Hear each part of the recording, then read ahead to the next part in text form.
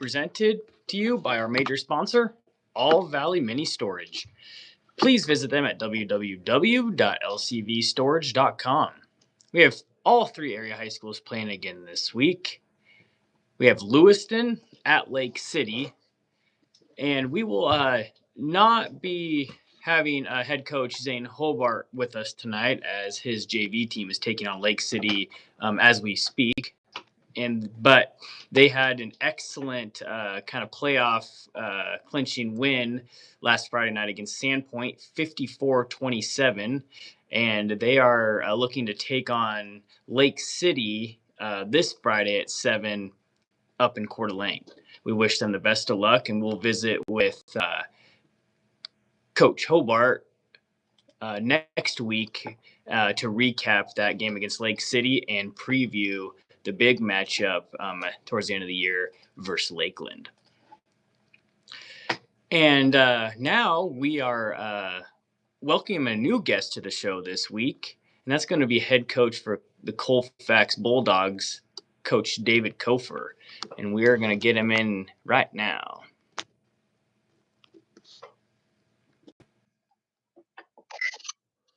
What's up, Co? How you doing?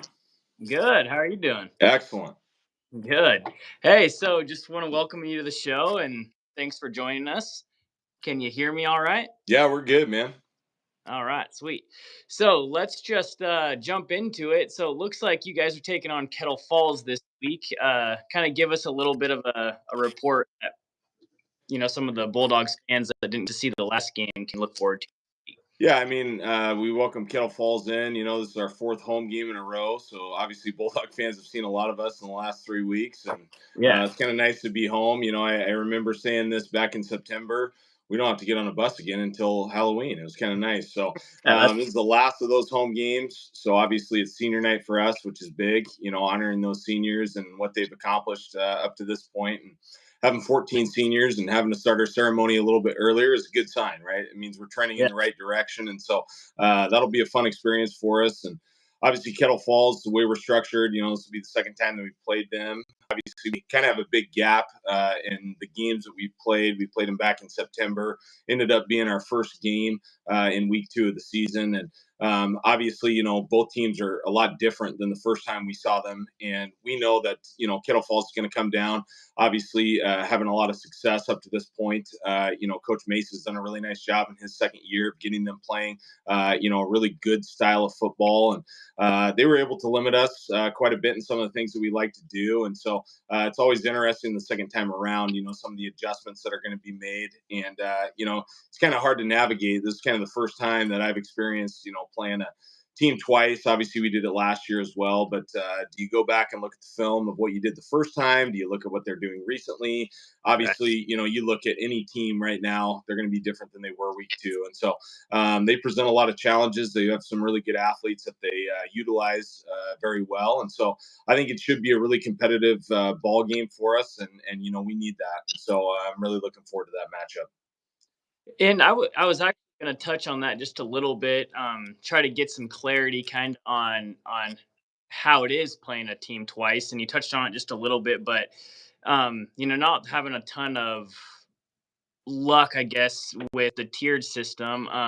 How has it been navigating, playing these teams multiple times? Is it kind of a issue for you guys to be, football is obviously a collision sport. So the more you are on the field hitting somebody, the more bad blood can kind of be created. Have you witnessed any of that happening, or is it kind of, pretty both teams? I mean, obviously, it's been pretty good just from a kid standpoint, as far as sportsmanship goes. But obviously, in other sports, you play a team twice, and in football, you're not used to it. It's not traditional by any means. And obviously, me coaching other sports, it's kind of helped in that aspect. Last year was the first time I'd really had the experience of playing another team again in a football season. And obviously, you try to do some things differently, so you're not exactly the same as you were the first time you played them.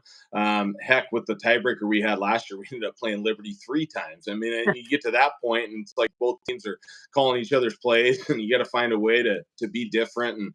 And it's definitely a challenge that presents itself. But again, as you evolve throughout the season, I think football more than any sport, you change the most. Obviously, when you have injuries or you have kids that maybe you're shifting into different positions, and so we really try to approach it as it's a new opponent, and I don't know what's better if you win the first matchup or don't win the first matchup. I mean, there's motivation factors in both those types of things, but trying to keep your kids to remember that this is a new opponent, even though we have played them the first time, is definitely a challenge. But we got used to it last year, and I think our kids handled it really well.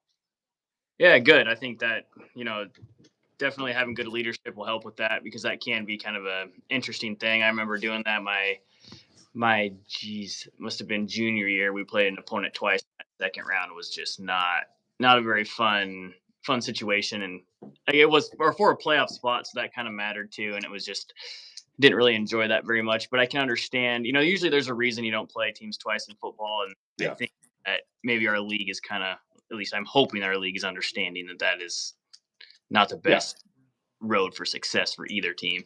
For sure. Last thing I'll touch on is obviously Colfax having a great year. What can Bulldog fans expect here? I know you play Kettle, then you play Liberty again for that second time. But after that, kind of what does the playoff picture look for you guys? Where you sit and all that good stuff. Yeah, I mean, we got to take care of business tomorrow. The last thing we want to do is get back into a tiebreaker system like we were in last year and playing on a Tuesday night in a mini game at a neutral site. And so, obviously our main focus, and, again, it's coach speak, trying to handle the opponent that's right in front of us, which is Kettle Falls. But, obviously if we find a way to get out of our tier and be that number one team in tier 2, we'd match up in week 10.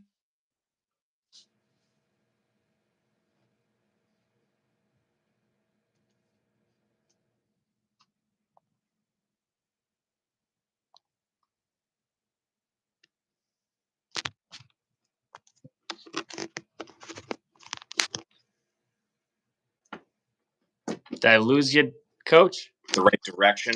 Obviously, I think the high school football you need to play, and obviously losing a game is tough, but, it's a chance to get healthy. And I think, when you get to the point where you're playing games in November, health matters, and I think we're in a good spot for that. With that rest week next week, and kind of looking forward in that aspect. And, obviously, when you look at this time of year, obviously you can get caught up from a coach's standpoint and putting in new things and all these types of, different wrinkles that you can try. And I think it's best to just, keep reminding yourself of who you are. And I think our program's done a really good job at this point, just developing good habits, and that's what we want to continue to do. And, obviously we've got Kettle and Liberty, two teams that we've already played, as our last two opponents. And there's some familiarity there, as we kind of touched on, but, we just take it 1 week at a time. And obviously if we, get past Kettle Falls tomorrow night, we put ourselves in a position to be that team that comes out of tier 2, and then we'll cross week 10 when we get to it. And obviously, you want to be playing meaningful games in November, and that's been our goal from day one. So, absolutely, and it's a testament to how you guys are playing and having that chance to continue to play. And whoever it is, that's the tier system did its job there, where it does give some additional teams some hope that maybe it didn't normally have it. So I guess that is a good thing. But all I want to do is just thank you for joining us this week, and wish you the best of luck against Kettle coming up here on Friday. Wish those seniors the best of luck in senior night, and then maybe we can meet again next week and kind of touch base and see how that game went. Yeah, appreciate it. Thanks for having me on. Looking forward to continuing this as we go through. And, obviously, as football season's a grueling process, but man, there's nothing like Friday night. And obviously, I tell our seniors all the time, never take anything for granted, and really soak up this last moment that you're going to have on that home field. And, it should be a nice night. It hasn't started raining yet, which is really nice. So hopefully that'll stay away. But yeah, appreciate you having me on. Yeah, thanks, Coach. Good luck. Thank you. All right, bye-bye. All right, well, we'd like to thank David Kofer again there for joining us from the Colfax Bulldogs, and wishing him good luck against Kettle Falls here coming up. And then we'll try to touch base with him next week and find out how that game went, and kind of preview their game against Liberty the following week. So good luck there, Coach. Next, we're going to have Coach Jim Holman from Asotin join us. But before that, we're just going to touch on the Clarkston Bantams and what they've got going on this week. So they will be hosting East Valley in another 2A GSL matchup. That game will be at 7 p.m. Last week, Clarkston dropped West Valley 35-0, but we'll continue to try to jump on track there and get their first win of the season against East Valley and see if they can go on a little run here to end the season. Excited for them, and everybody in the Valley will be cheering them on as well. We want to wish Kyle Fox, some good luck there, and hopefully he stays healthy and they can get a win. That would be awesome. We'll touch base and see how that game goes as well. Like we said, just want to make sure that we recap. Lake City is taking on Lewiston. Lewiston will be traveling up there to Coeur d'Alene this week. We do not have one of our regular guests this week, as I touched on earlier in the show, as Coach Zane Hobart is on the sideline tonight with the JV team that is also playing Lake City. So we're hoping that game's going well for them, and we wish the Lewiston Bengals the best of luck. But now we're going to be joined by Asotin High School head football coach Jim Holman.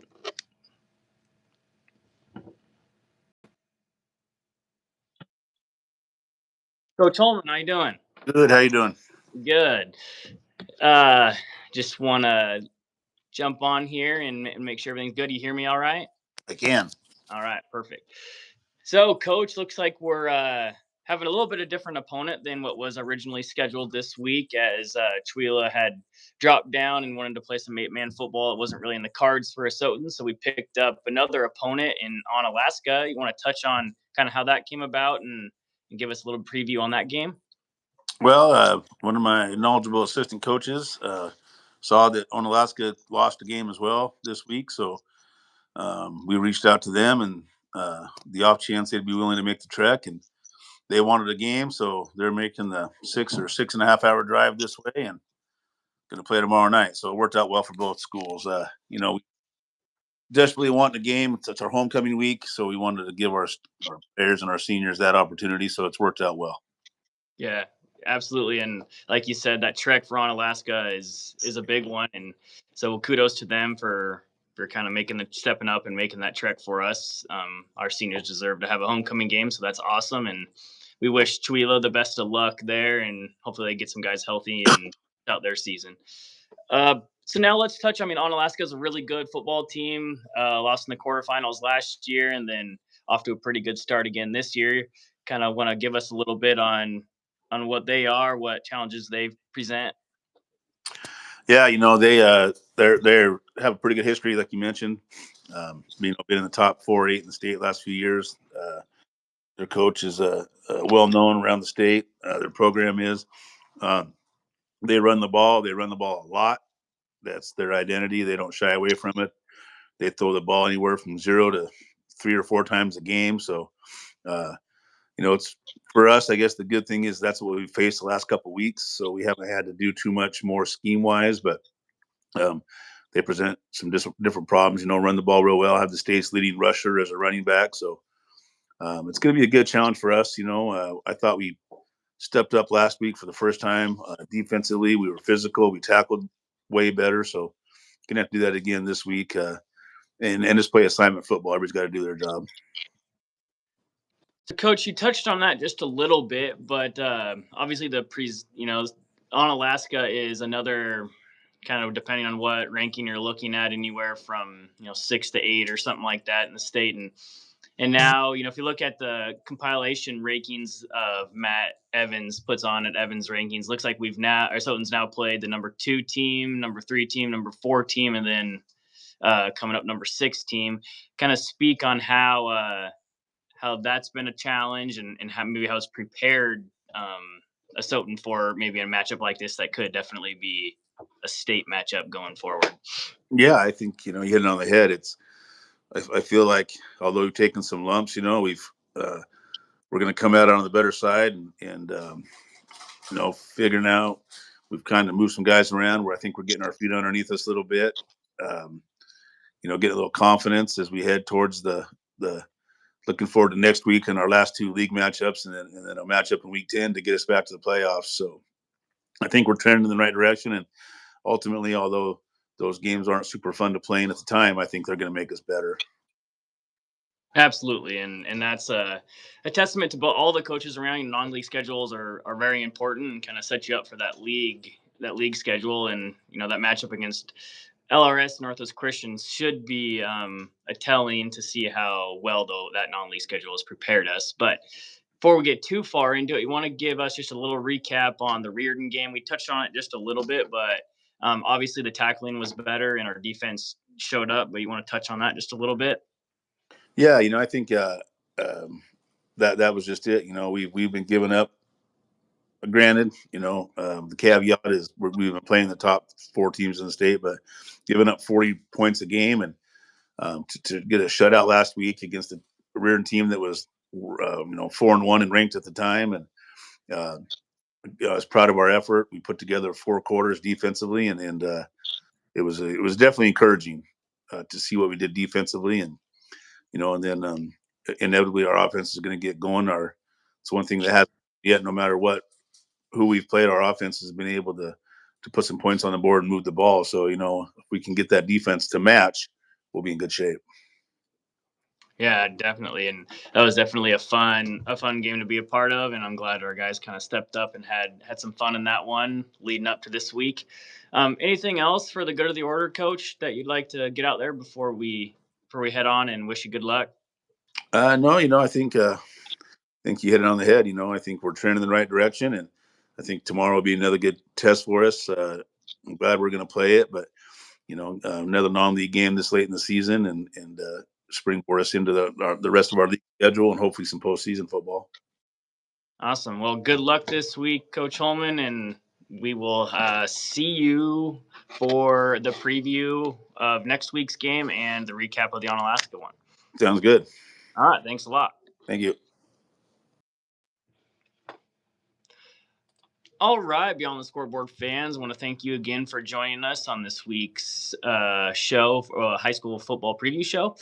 We want to make sure that we thank our major sponsor for tonight, which is All Valley Mini Storage. Please visit them at www.lcvstorage.com. Really thank you guys for joining us tonight and checking in on the area football games. And we will come back next week and give you a little rundown on how the games went this Friday night with Colfax playing Kettle Falls, Asotin playing Onalaska, Clarkston playing East Valley, and Lewiston playing at Lake City. We wish all 4 of those teams the best of luck, and we'll check in next week and see how they fared and then preview their following games after that. So we'll see you again, Beyond the Scoreboard fans. For now, see you later.